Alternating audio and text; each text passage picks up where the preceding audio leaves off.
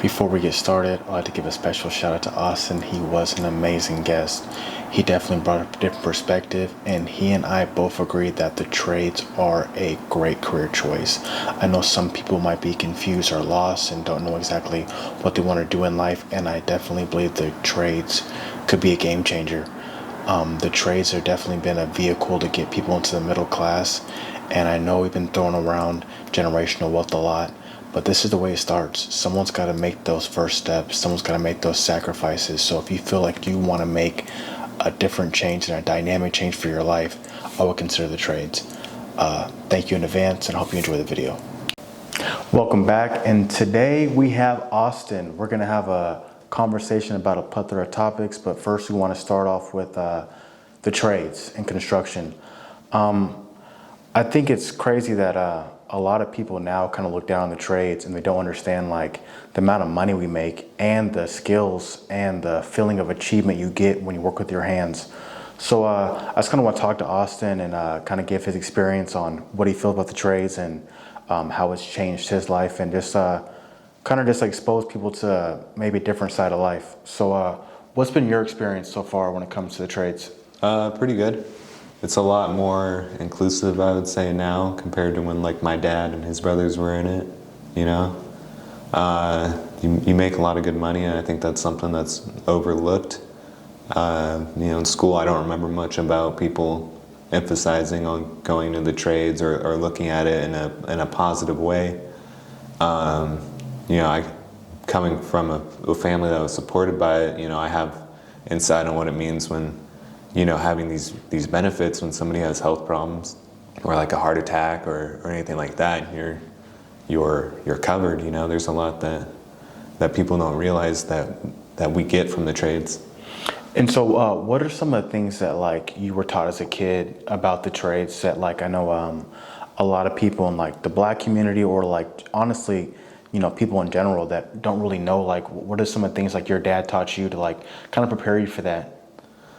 My dad did a lot of stuff around the house. He built us like a big, huge clubhouse in the backyard and did some other things and general repair around the house. So I was, there crawling in the basement and doing that stuff, and it kind of gives you like just more experience doing that, and like And it makes you more aptitude. comfortable too. Yeah, it makes you more comfortable.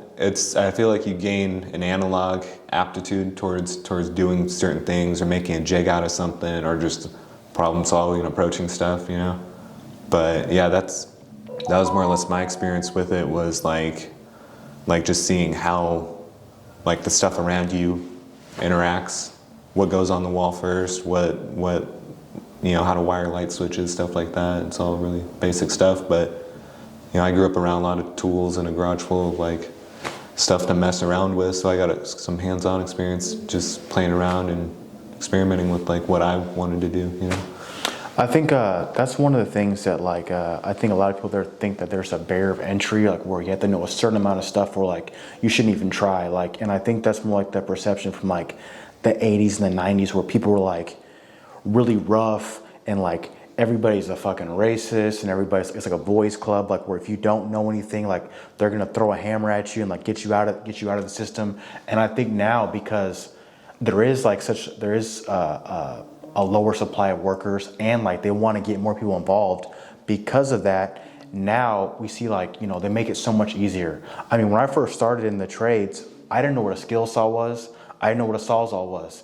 All I knew is that like they wanted to use me, my body, and I was like, I'll do whatever it takes, especially for my family. So I found myself like, if I know the tool I needed, I would run and grab like 4 or 5 and just bring it to them, looking like an idiot, but I was willing to do that, to make that sacrifice to provide for my family. You know what I mean? So yeah, I think with what you gain from it, and really the necessity being to need 2 hands and a heartbeat, just to want to work, there's a lot to be gained from it. Obviously, like I think some of like the gruffer aspects of construction, whether it be like small racist remarks or like the boys club thing, I think some of that stuff still kind of exists, but it's definitely on the downcline, but not nearly as bad as it used to be. And I feel like it's a lot more open to taking people, like people of color, women, like they can exceed in in this field.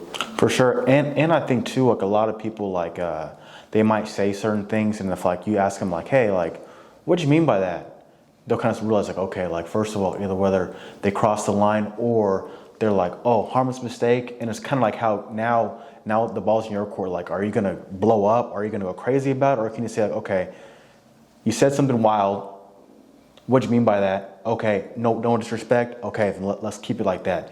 And if you go further, then we know how to move accordingly, because this is probably one of the only industries we still have where there's still like a low level threat of like violence, like respect wise. You know what I mean? Like we're still men at the end of the day, and I think that's kind of been like you don't find that in a lot of other jobs.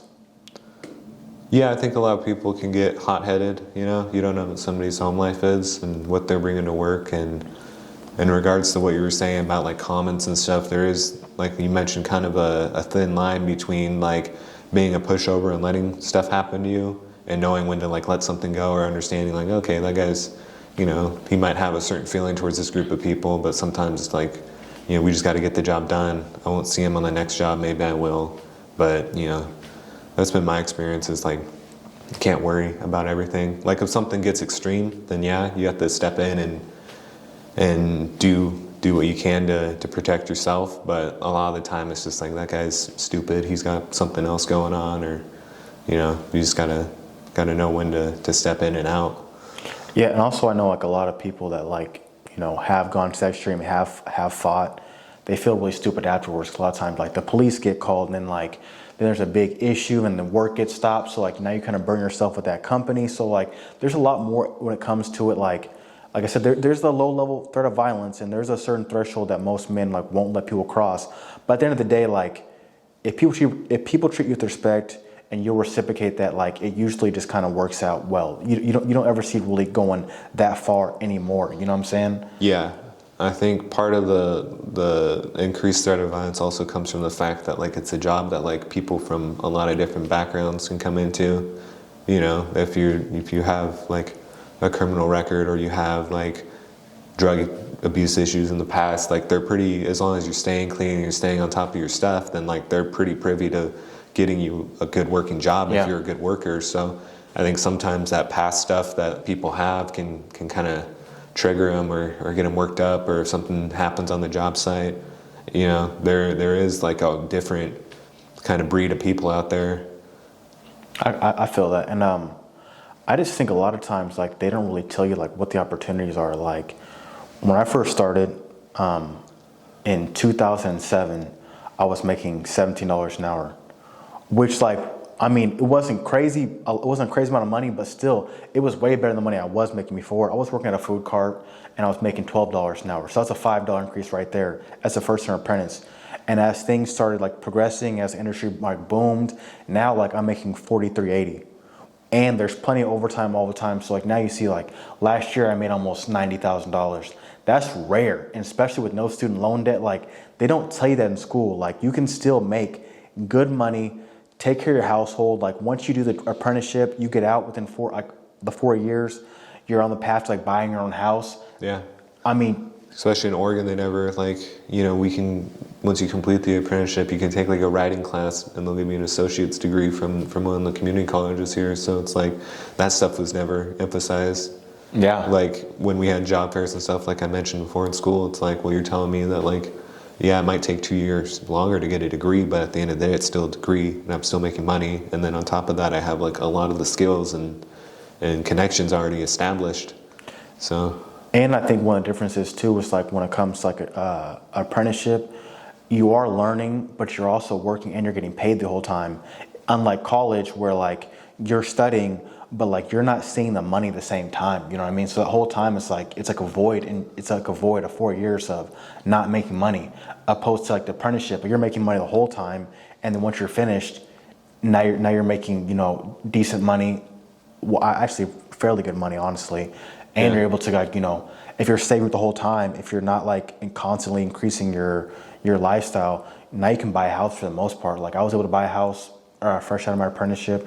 I know plenty of other carpenters that like fresh out of their apprenticeship, they're able to buy a house because if you're focused on your credit and you're being intentional with like your money, the opportunities are there. unlike college where you do go, and then once you leave, now you have all the student loan debt. So now like you had that void of 4 years of not working, and now you have debt. You know what I mean? So if you're not going to college and getting a real degree, whether it be in STEM or like in the healthcare industry, like being a nurse or something, a lot of these degrees are fucking worthless, honestly. Yeah.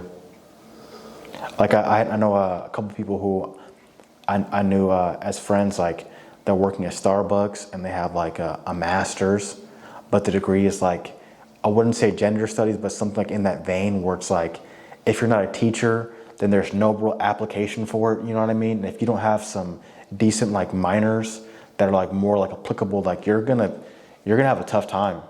Yeah. I think you'll see like a big difference between like people who want to do construction and people who have to do construction. Like, I mean, like you'll see guys who basically might have like ran out of some options, you know, and they're doing this because, you know, they don't fully understand, like I would say, the benefits of being in it, or like, you know, they don't want to be there doing that brand of work. Mm-hmm. But I think when you want to do it and you're there doing it, then it makes like a big difference in terms of like your success, your money management, how you're handling things, being able to get a house. I feel like all that stuff kind of plays in when you're like, you actually like what you're doing. It's the same thing with like, I feel like a degree is like you get a degree and it's like I don't know, it's something you wanted to do, but it's not really bringing you the same level of success. You know, it's kind of, I don't know, I'm getting lost here, but. I also think like when you start looking at the benefits for like your family, I think especially as like men, a lot of people don't look at like, okay, I'm doing something that I might not necessarily like, because there's some days when you go, especially as carpenters, like it's raining outside, it's 30 degrees, it's cold, but it's not cold enough to snow, and you're miserable, but you just think like, okay, man, it's not gonna be that bad for that long. You know what I mean? Like you have a fresh sweatshirt in your car, you take your wet clothing off, you put some dry on, and you're done. And you kind of feel like, you know what, I did that. I accomplished that, you know what I mean? Like whether it be like you seeing a building start from like being in the dirt, going all the way up to being something that people are occupying, like whether it be a school or like a high rise, like you're a part of that. And I mean, how many other occupations can you say like you're actually going to be a part of something that's going to extend maybe past your lifetime? You know what I mean? Yeah. Like a part of you is in that building. You know what I mean? So like I think I get a sense of accomplishment from that, and I get a sense of accomplishment from the fact that like I'm able to provide my family a better lifestyle than I was given. You know what I mean? And even if you don't want to be your endpoint being like a foreman or a superintendent for a company, now you're kind of given the basic skills. So if you want to start your own company, you can do that too. You know what I mean? So that's also the opportunity out there. So I would definitely advocate, if you don't know what you want to do, or if you don't think your degree is going to pan out, definitely look into the trades. The trades are definitely an avenue for success, and definitely a way to get you from, you know, lower class, definitely up into the middle class, for sure. Yeah. You have more thoughts? No, that kind of wraps up a lot of it, on what I was thinking, honestly. So we agree on a lot of this stuff. As you can see, I was very excited during this interview. Wasn't perfect, but we're working on it. We're trying to get better, trying to improve every day. I appreciate you guys for rocking with me. If you guys have any questions, please post those in the comments section. And again, I appreciate you. Thank you guys.